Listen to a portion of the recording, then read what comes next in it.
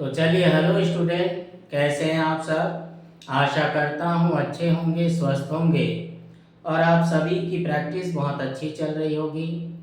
आप सभी ने हमारी पिछली क्लास में प्रतिलेखन अभ्यास 67 और 68 का अच्छी तरह प्रैक्टिस कर लिया होगा। तो चलिए, इसी के साथ हम अपनी आज की क्लास शुरू करते हैं। 100 शब्द प्रति मिनट गति, रामधारी गुप्ता की किताब से, खंड 1। चलिए, रेडी, स्टार्ट। उपाध्यक्ष महोदय, अगर भारत की आर्थिक व्यवस्था को हम देखें तो यह कहने में कोई त्रुटि नहीं होगी कि कृषि उसका आधार है। किसी भी देश की सामाजिक और आर्थिक स्थिति उस देश की भूमि की उत्पादन शक्ति पर निर्भर रहा करती है। यदि भूमि की उत्पादन शक्ति में कोई कमी हो जाती है तो उस देश की आर्थिक और सामाजिक स्थिति में भी कुछ परिवर्तन आरंभ हो जाता है। कृषि भारत के लिए एक आर्थिक व्यवस्था ही नहीं है, यह एक संस्कृति भी है। जो लोग आंदोलन में विश्वास रखते हैं, इनको पता ही होगा कि जितने भी आंदोलन इस देश में होते हैं वे समाज के नाम से, धर्म के नाम से, जाति के नाम से या राजनीति के नाम से होते हैं। ऐसे आंदोलनों में कोई भी समाज शामिल हो, लेकिन कृषि समाज उसमें शामिल नहीं होता है। उस आंदोलन के साथ कृषि समाज की सहानुभूति भी नहीं होती है।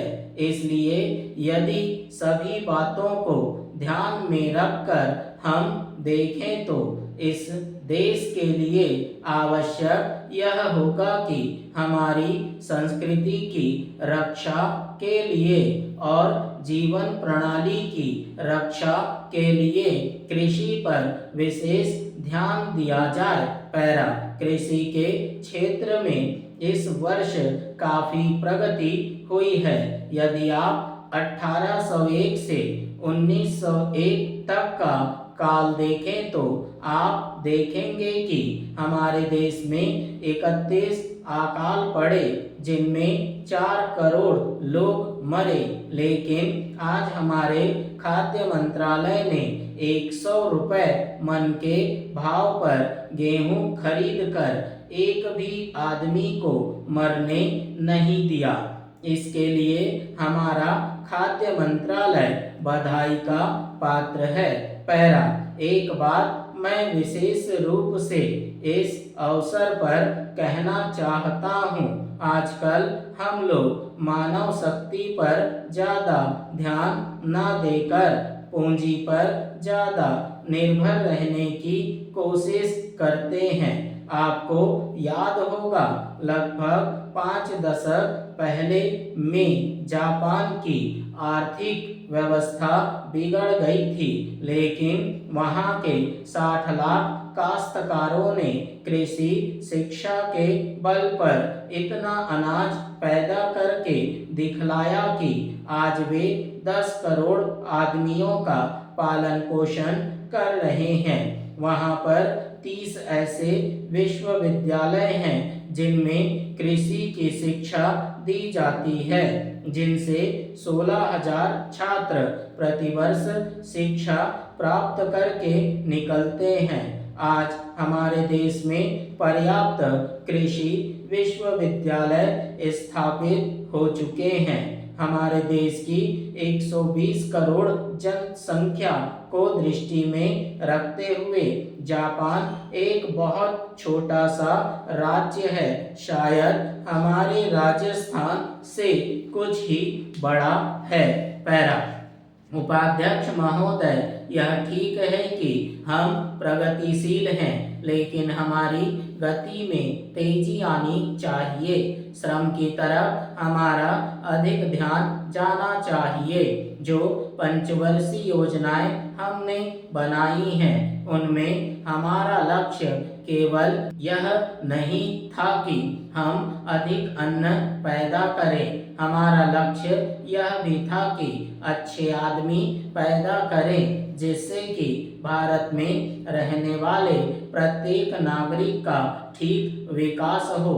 मैं इस बात से सहमत हूँ कि राज्यों में जहाँ बहुमत के आधार पर विरोधी दलों की सरकारें हैं, उनको तोड़ने का अधिकार केंद्र को नहीं होना चाहिए, लेकिन फिर भी हमें स्थिति को देखते हुए भेद करना चाहिए। गुजरात की सरकार टूट गई, इसके लिए हमको अफसोस नहीं करना चाहिए। जहां तक इस बिल का संबंध है, मैं इसकी कमियों की तरफ आपका ध्यान दिलाना चाहता हूं, जिससे कि आपको उसे ठीक करने की प्रेरणा मिले और इसको आप ठीक करके यहाँ का काम चलाएं। इसका आशय यह भी नहीं है कि जो पार्टी सरकार चलाती है वह सब सही काम करती है, लेकिन फिर भी मैं यह मानता हूँ कि जो गुजरात की सरकार टूट गई वह अच्छी बात हुई है। गुजरात के लिए आपने संसद सदस्यों की जो समिति बनाई है वह एक ठीक कदम है, लेकिन इस बात का आश्वासन भी आपको देना चाहिए कि राज्य और जिला स्तर पर जो समितियां आप बनाने जा रहे हैं उनको सर्वदलीय बनाएंगे, ताकि जनता की जो कठिनाइयां हैं वे आपके सामने प्रत्यक्ष रूप से आ सकें और उनकी भावना के अनुसार वहां पर कुछ काम हो सके।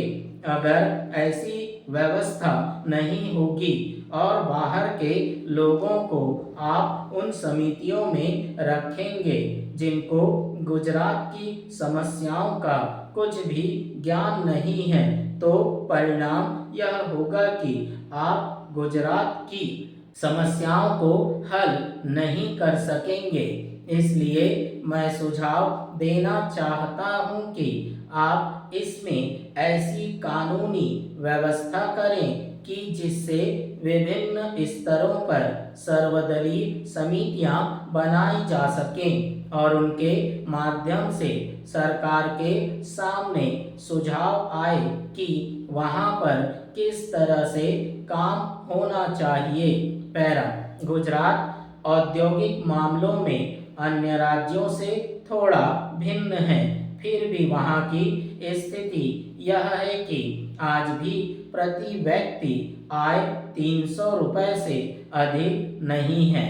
आज गुजरात में अन्य राज्यों के मुकाबले सबसे अधिक कर लगे हुए हैं, यह उचित नहीं है।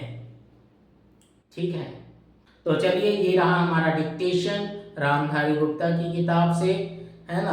प्रतिलेखन अभ्यास 69 और 70, ठीक है। इसे मैंने आपको 100 शब्द प्रति मिनट की गति से दिया। प्रतिलेखन अभ्यास 1 से 50 तक मैंने इसे 80 की स्पीड में दिया है। उसके आगे अभ्यास 51 से अब तक मैं 100 की स्पीड में दे रहा हूँ। अगर आपको यह गति अधिक लग रही है तो सबसे पहले आप, है ना, रामधारी गुप्ता की खंड 1 की किताब से प्रतिलेखन अभ्यास 1 से आरंभ करें। वो थोड़ी कम गति की 80 की स्पीड है, ठीक है। तो मेरे प्लेलिस्ट में जाकर के, मेरे चैनल यूट्यूब चैनल के प्लेलिस्ट में जाकर के आप दीपक प्रकाशन के 80 शब्द 100 शब्द और रामधारी गुप्ता के खंड 1 की किताब से 80 शब्द और अब हम जो कर रहे हैं वो 100 शब्द की गति में कर रहे हैं। सारी चीज़ें आपको हमारे प्लेलिस्ट में मिल जाएगी, ठीक है। और हमारे चैनल को भी आप सब्सक्राइब जरूर कीजिए। तो जाइए प्लेलिस्ट में जाइए, आप अपनी उपयोगिता के हिसाब से डिक्टेशन की प्रैक्टिस कीजिए, ठीक है। चलिए आज इतना।